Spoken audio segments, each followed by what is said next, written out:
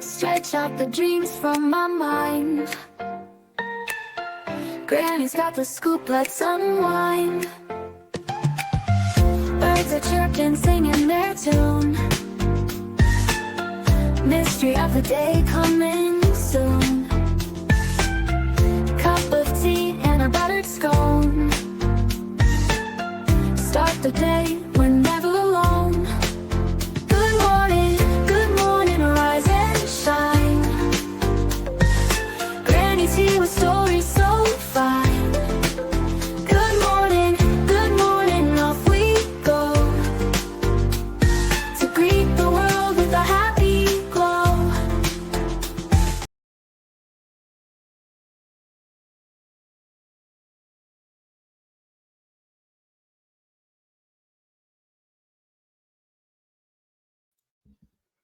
Good morning, everybody. How is everybody doing this fine morning?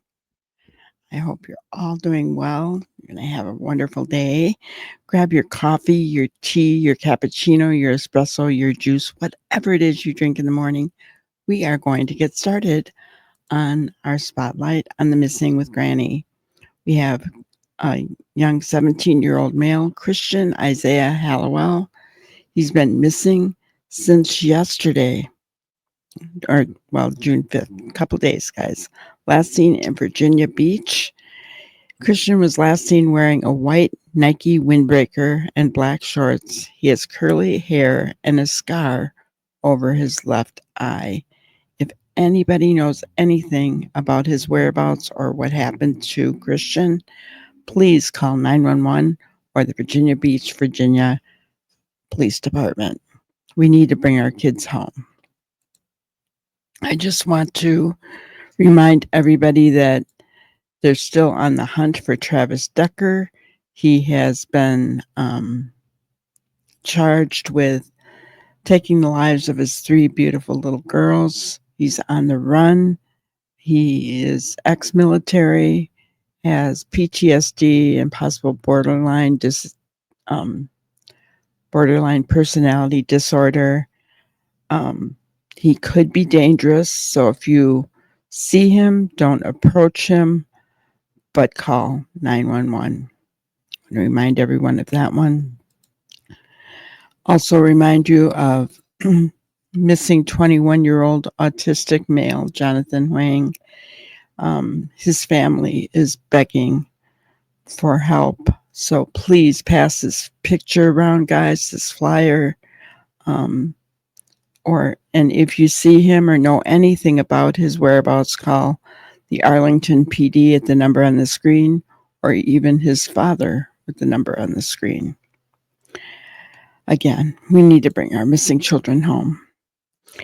Today we are talking about a young man who, from all accounts, loved to play games.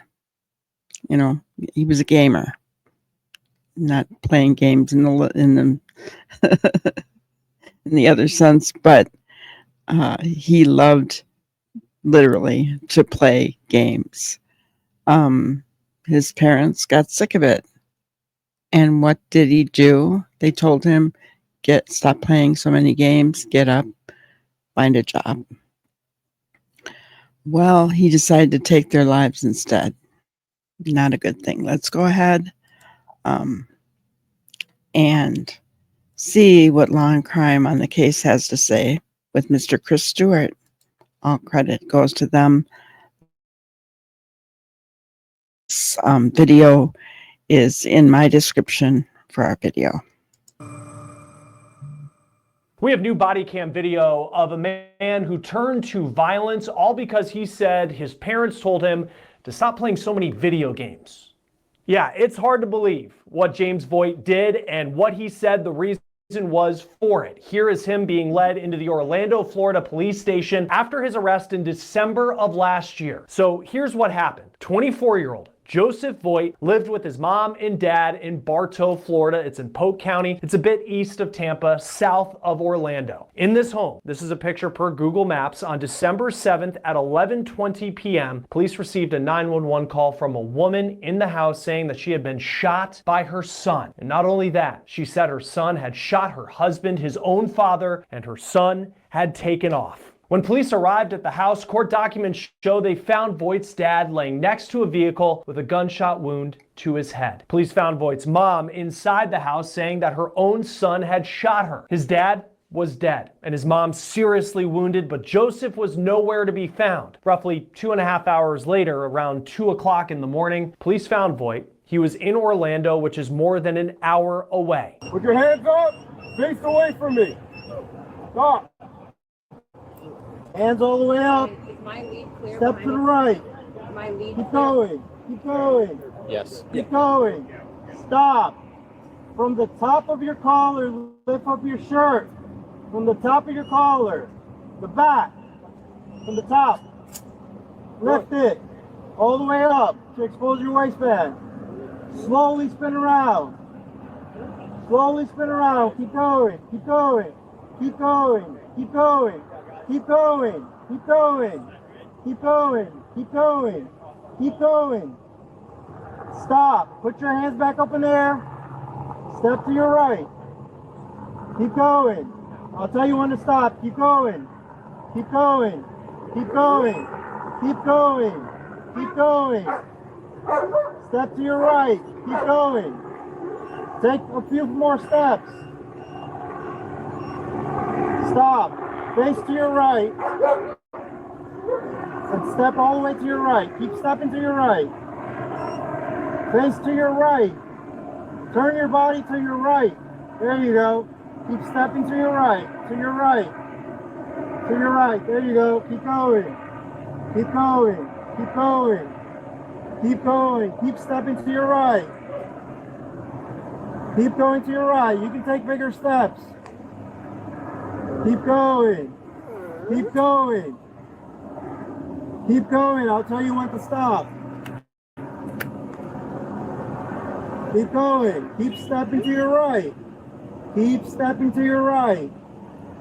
Continue to do so. Keep stepping to your right. Keep stepping to your right. Keep going. Keep going. Keep going. Keep going. Keep stepping to your right. Keep going. Keep going. Keep going. Continue to step to your right. Continue to step to your right. Keep going. Keep going. Keep going. Keep going. Keep going. Keep going. Keep going. Stop. Step straight back with your hands up in the air. Straight back. Straight back. Just walk straight back. Walk straight back. Keep going. Keep going. Keep going. Keep going. Rob, a little bit. Keep going. Keep going. Keep going. Keep going.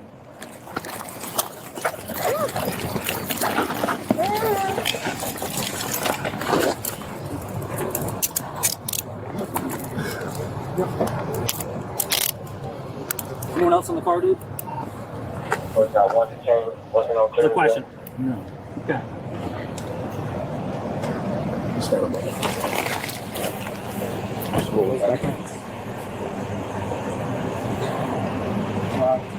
Hey, so you hear different directions from me, okay? Court records show that Voigt was driving a car that his parents gifted to him. What could motivate a 24-year-old, someone who was given a car by his parents, who lived in a home with his parents? What would motivate them to kill one of them and then try to kill another? According to the Polk County Sheriff's Office, Voigt's dad, Marvin, was upset with him about spending the majority of his time playing video games. The killer, Joseph Voigt, told deputies that his dad was, quote, riding his ass about making something of himself and getting a job.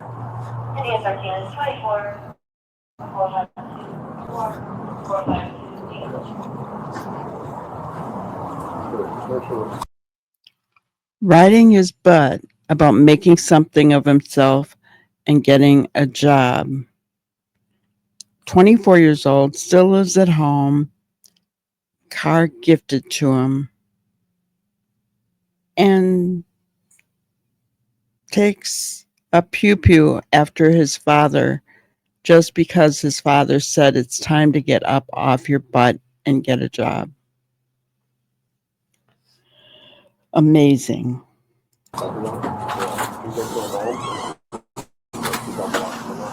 Oh, okay. Sure. I got you. All right, we're gonna go to the left right here.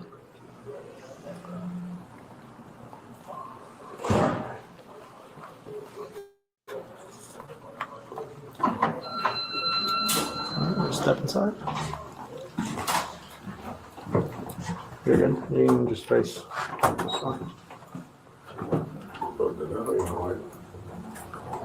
I'll check them when I get up. I'll get another one. All right.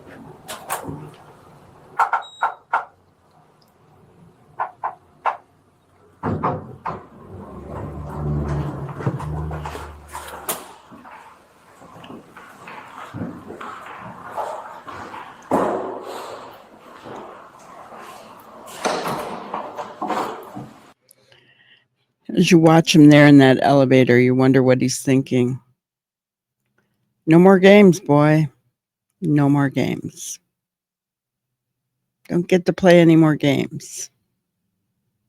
You have just ruined your life because you took your dad's life and you also harmed your mother. Way to go. I don't understand that mentality. I do not understand it. I will never understand it. It's never okay to take someone's life, no matter what the beef is. But this one takes the cake, I honestly have to say.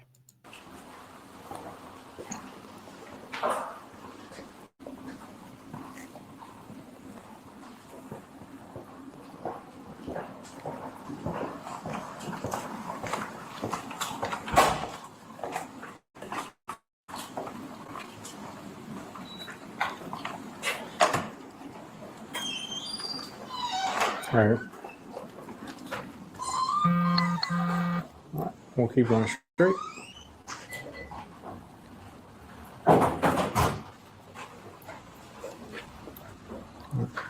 We'll go in this style. Brian, can you scan me in?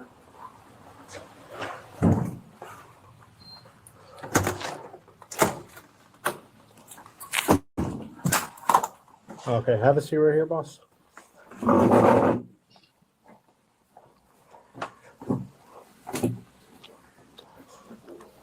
Do me a favor. Swing forward quick. All right, you got the double lock. Appreciate you. Yep.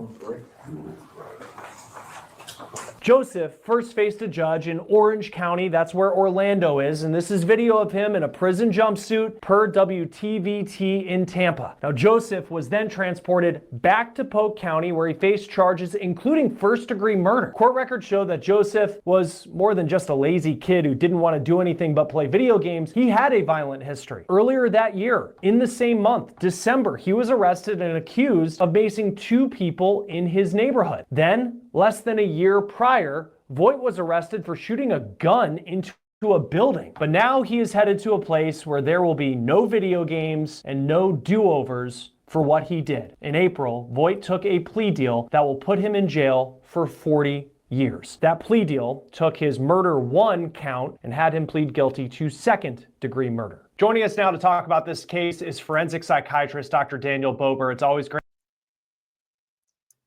40 years. He's 24. He'll be 64 when he gets out, guys. I don't agree with that. He took his father's life. His father won't get to live out the rest of his days. I don't know how badly his mother was hurt at this point. I'm sorry. I don't agree with the plea deal. I just don't. This young man, all he's going to learn is in prison is how to get worse when he gets out. 64, too young. He needs to be in prison for the rest of his life.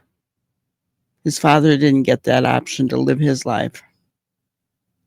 Great to have you on Law and Crime. This story has a headline that I remember it happening. It was shocking at the time. Makes sense of how someone could kill almost both their parents, but kill their dad, seriously injure their mom, all over video games.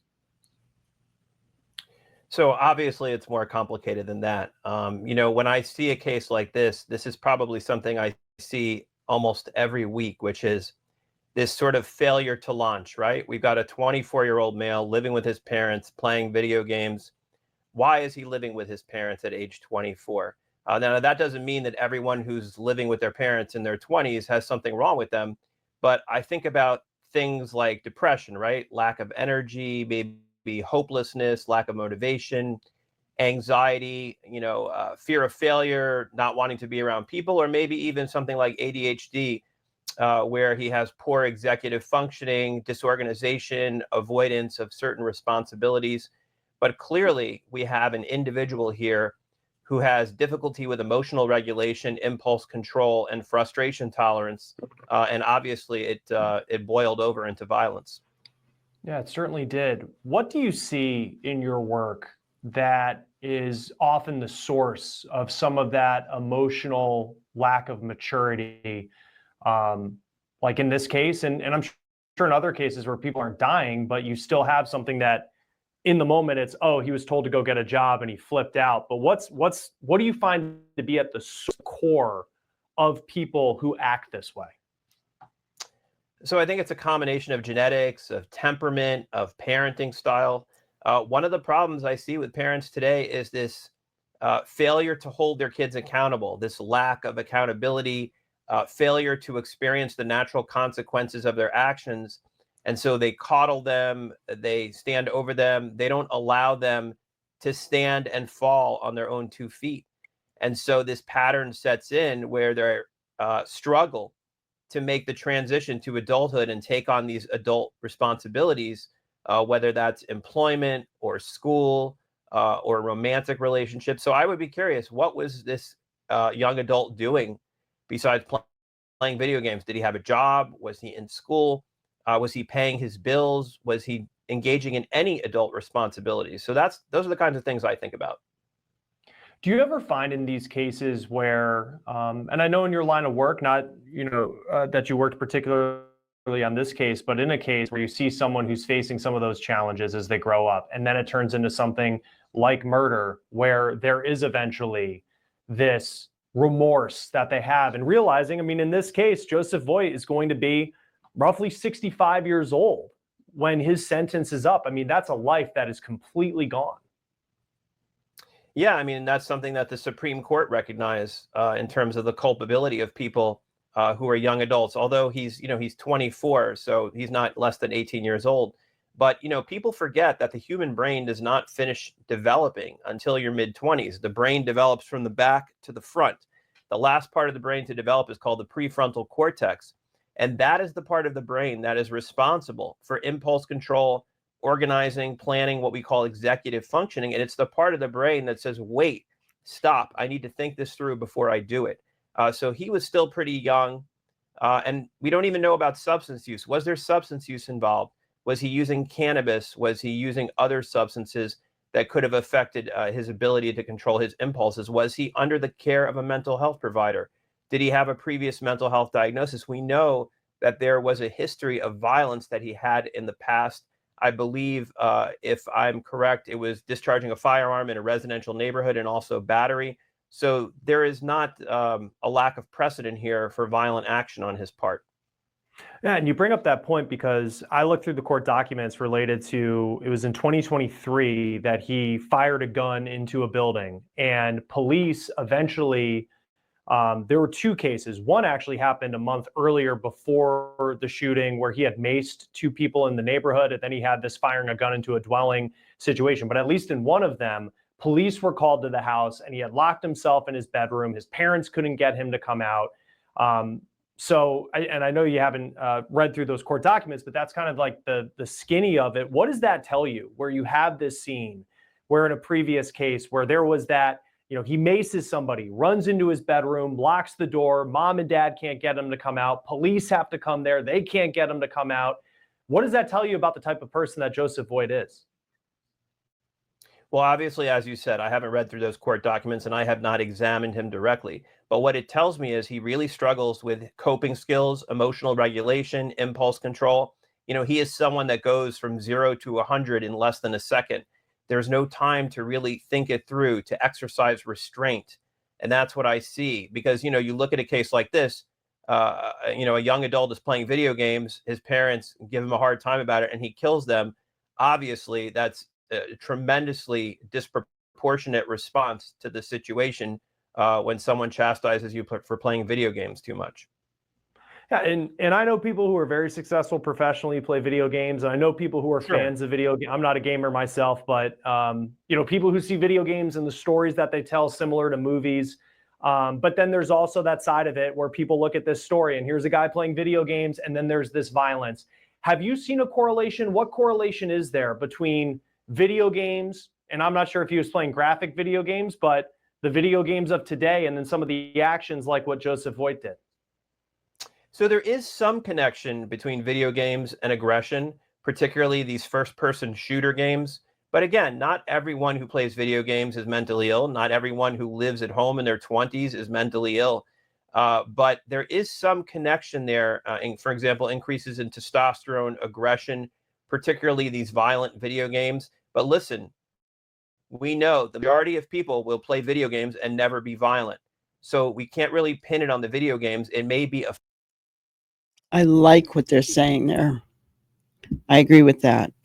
It isn't totally the video games. This young man obviously had mental health issues. Did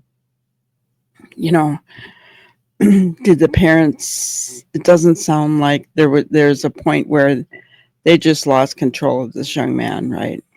And I don't know, does some of the fault lie with the parents? Probably. But it doesn't matter. I mean, the father is gone. The mother has been hurt. We could do shoulda, woulda, coulda all day long, and it's not going to solve anything. This young man had mental health problems that needed to be addressed, obviously. Just sad situation. Anytime we have any kind of, violence that's unthinkable, like mass shootings and that kind of thing, situation like this, where he goes off the rails because his dad told him to go get a job, right? It's mental health. It's mental health. I found it interesting what they said about how the brain does not fully develop until the mid-20s. And specifically, one of the things is impulse control. I guess I never heard that before, so that's interesting. I just pray that his mom is okay. As I said, I am going to leave the link for this video in my description below. So if you want to watch the rest of this, you're more than welcome to. This young man, his entire life is ruined because of a split decision that he made to take the life of his father and harm his mother. Very, very sad. But I want to thank you guys for being here with me today. Please hit that like button on your way out. Subscribe. Change the notification bell to all so that you are notified when we go live, which is most days, 5 p.m. Central Time. We'd love to have you there. We're building a drama-free, hate-free community and kind of a family where you feel safe to share your thoughts and your opinions without any kind of hate and drama. We'd love to have you, and I hope you all have a wonderful, wonderful day. Thank you for watching another episode of Granny's Crime Busters. We really appreciate each and every one of you. Don't forget to subscribe and like and even share the content. You can follow us on any of our other social media platforms at YouTube, Twitter, Instagram, Facebook, and TikTok. We really appreciate you guys, and you can also email us at grannyscrimebusters@gmail.com. Thank you so much, and we will see you on the next one. Thanks, guys.